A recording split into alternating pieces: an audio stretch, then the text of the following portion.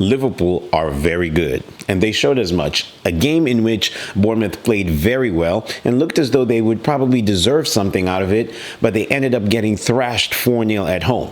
Jurgen Klopp shows us just how good of a manager he is, with very good in-game tactics that changed immediately. He realized his team was probably not playing as well and to the potential that they are able to. Bournemouth, on the other hand, can look at this as a game that probably got away from them after a very decent first half performance, which probably warranted a little bit more. But we saw just how clinical Liverpool are. When you give them any chance in front of goal, they are a team that will take you apart systematically and clinically. But anyway, guys, it's your boy Izzy here to review the Liverpool and the Bournemouth game that took place today. And if you're new to the channel, you know exactly what to do. Hit that like and the subscribe button to let YouTube and everybody else know that you are enjoying this content. To everybody who's been supporting so far, thank you so much. And now let's get into the review. This game started off with Bournemouth being the aggressor. Bournemouth were looking very comfortable, and they were looking to try and put Liverpool under the cosh, realizing that Liverpool were missing 5 very important players. Szoboszlai, Salah, Trent Alexander-Arnold, Andy Robertson were all not playing in this game, and Liverpool could call on a youngster by the name of Conor Bradley, who was going to take over some of the reins that Trent Alexander-Arnold has been doing so far this season. As the game started, Bournemouth were pressing Liverpool, and they wanted to show them that they are going to be in for a tough game. A lot of people felt as though this is going to be a potential banana skin for Liverpool. Bournemouth have been performing very well. As a matter of fact, they are the informed team in the league. Despite losing their last game against Tottenham, Bournemouth are a very formidable opponent. They also won this fixture last season, so Liverpool were very wary and cautious about a team that they felt as though they could possibly get some points from, but one that could also give them a lot of trouble. So the first half was a measure of two teams that looked as though they were trying to feel each other out. Bournemouth were very confident, and they showed as much because they attacked Liverpool. Liverpool were not really pressing as well as they did in previous games. Now, Liverpool are a very good transitional team, and that's one of the things that I realized in this game they were not really able to take advantage of in the first half. Bournemouth were very good in defense. They were very stable, and they picked their moments to go forward at the right times. Liverpool were restricted to long-range shots. We saw the likes of Luis Diaz and McAllister to have a few efforts during the middle of the half, and Bournemouth were very comfortable. They themselves also attacked well, and the best chance in the first half actually came from Bournemouth. Some good work from Sinisterra over on the right-hand side. Saw him lay off the ball to Justin Kluivert, whose ball into the penalty area was not converted by anybody and found itself all the way out to the touchline. Now, Liverpool decided to change things up in the second half. In the first half, Luis Diaz was playing over on the right-hand side, and in the middle, Diogo Jota was actually playing as the striker. Nunes was charged with playing on the left-hand side. Jurgen Klopp realized that he probably wanted a more focal point with Nunes, who was probably more adapted to playing in the central striker role. So he moved him into the center, and this tended to cause a lot more problems for Bournemouth. It was almost immediate because in the second half, as it began, some very good play from Curtis Jones. One-touch passing between him and Diogo Jota resulted in Nunes getting a very, very good chance, one that he dispatched with aplomb over to the right-hand side of the goalie. At this point, Liverpool were now in charge of the game, and that is what they really needed to do because Bournemouth felt a bit deflated. After a very good first half showing, they now looked as though they needed to start rethinking themselves. Bournemouth did also respond very well after that. Justin Kluivert went very close with a chance that was deflected by Van Dijk over the bar, but Bournemouth showed that they still have an opportunity to compete with Liverpool. Now, in the next few minutes, Bournemouth were actually on top of the game, and they threatened a whole lot more, and it seemed as though Liverpool were now ready to soak in a few minutes of constant Bournemouth pressure, realizing that they have the opportunity to now pick their chances being 1-0 up.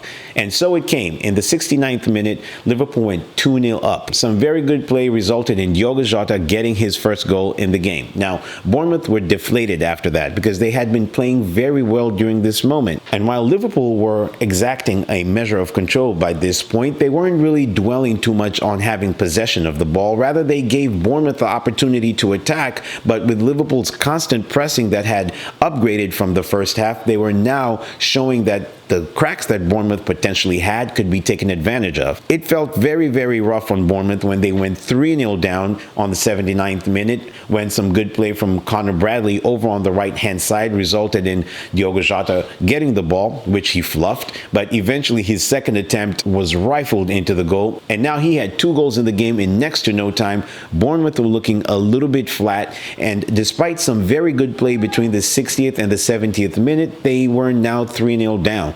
It did look very hard on Bournemouth, and we saw just how good Jurgen Klopp is in switching things up, and eventually having brought in Cody Gakpo and having brought in Gravenberch, now the midfield was definitely shorn up.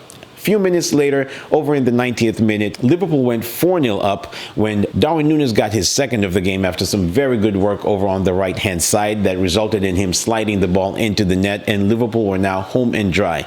Now, the performance was very good from Liverpool in the second half. In the first half, it seemed as though the game could have gone either whichever way, but Bournemouth were very naive in the second half, and I felt as though if they probably would have kept the same measure that they had in the first half, they would have probably held Liverpool goalless a little bit more towards the end of the game. Liverpool definitely deserved this game. They were on top for large parts of it, but Bournemouth also showed that they have the ability to keep up. Now, at the end of the day, Liverpool are going to look at this as a very good away victory, and they should, because they were very clinical. They didn't superimpose themselves much on Bournemouth, but they had a very good measure of the team in the second half. They had complete control of the game without actually having too much in the way of possession at certain points in that second half. But they were able to limit Bournemouth to very few chances, and even if they did have a couple of them, they didn't have any near-death opportunities. And so one of the things that I really respect about Jurgen Klopp is his ability to change the games in the middle of the game. He realized the deficiencies that he had by having Núñez over on the left-hand side and by having Diogo Jota as the central striker, and he just switched the two up. Eventually, when he brought in Gravenberch and he brought in Cody Gakpo, he was able to shore up midfield and the attacking side, and at that point, it looked only as though there was going to be one winner.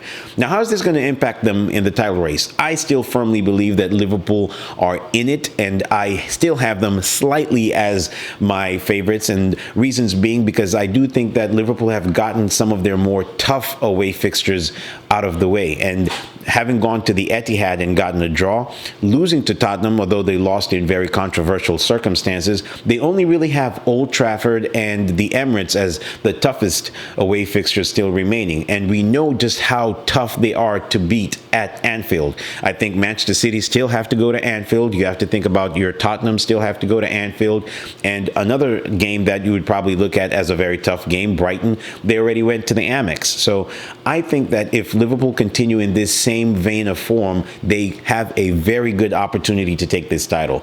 Not only just that, they're going to be welcoming back some of these players that they haven't seen in a while, and if they are this lethal without Szoboszlai, without Salah, without Trent Alexander-Arnold and Andy Robertson, you can only imagine how tough they're going to be to beat once those players come back. So I just think as long as they can keep it trucking, if they can get all the way to February without losing any game or quite possibly winning all of them, Liverpool, the sky is the limit. A lot of people are going to be making a huge deal over the fact that Manchester City have De Bruyne back, and that is a very, very important person to have back. And the fact that they're going to be 2 points behind Liverpool with any potential win if they win their game in hand against Brentford. But I still do think that Liverpool have a formidable coach in Jurgen Klopp, and this man is just extremely special. His ability to change games is second to none. I've seen Pep Guardiola struggle when his plan A doesn't work, but Jurgen Klopp has been able to do it to great effect so far this season. And Bournemouth were no mugs. They played very well in this game. And I do think that they felt very hard done by, especially after that first half performance and after the fact that in the second half, they seemed to be doing very well. So they can take some heart from this game. They played okay, much in the same way as they played against Tottenham, but sometimes you come up against a team that is just so clinical, and Liverpool is one of those teams. They don't have the same problems as a Chelsea or a Manchester United or an Arsenal when it comes to finishing off chances, because despite the fact Darwin Núñez does miss a lot of chances, he will have games like today when he will show you just how good he is. And then in Diogo Jota, they have a winger who is phenomenal, somebody who, whether he comes comes in as an impact player or whether he starts, he's always going to give you 100%. And then you look at what they have to bring on from the bench as far as Gravenbach and Cody Gakpo are concerned, and you mix it all together and you have a Liverpool side that is absolutely phenomenal. Not just that, but whoever Jurgen Klopp brings on seems to understand the Liverpool tactics, and he understands that these players need to be nurtured. Connor Bradley was phenomenal today, and in some aspects he did just what Trent Alexander-Arnold would normally do. He was bombing down that right-hand side, and he was actually surprisingly very good defensively. So everything seems to be working out very well for Liverpool right now. And if you're a Liverpool fan, it is only looking forwards. I only remember a year and a half ago when some people, I don't think it was anywhere near the majority of Liverpool fans, but when some people thought that it might be time to cut ties with Jurgen Klopp. And I can remember thinking, how crazily daft is that notion to take out somebody who is extremely special in Jurgen Klopp. Jurgen Klopp is one of those types of people that needs to walk in his own time, much in the same way Arsene Wenger was able to do and Alex Ferguson was able to do. Jurgen Klopp is a phenomenal manager, and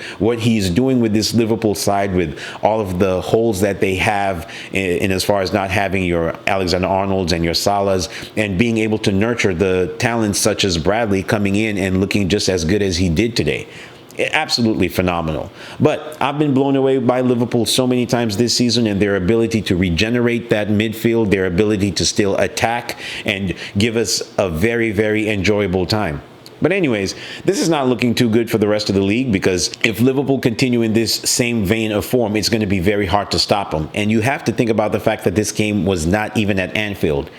Liverpool are a phenomenal team. And at this point, I still have them as my favorites, but only just because what I saw from Manchester City last time made me absolutely rethink everything.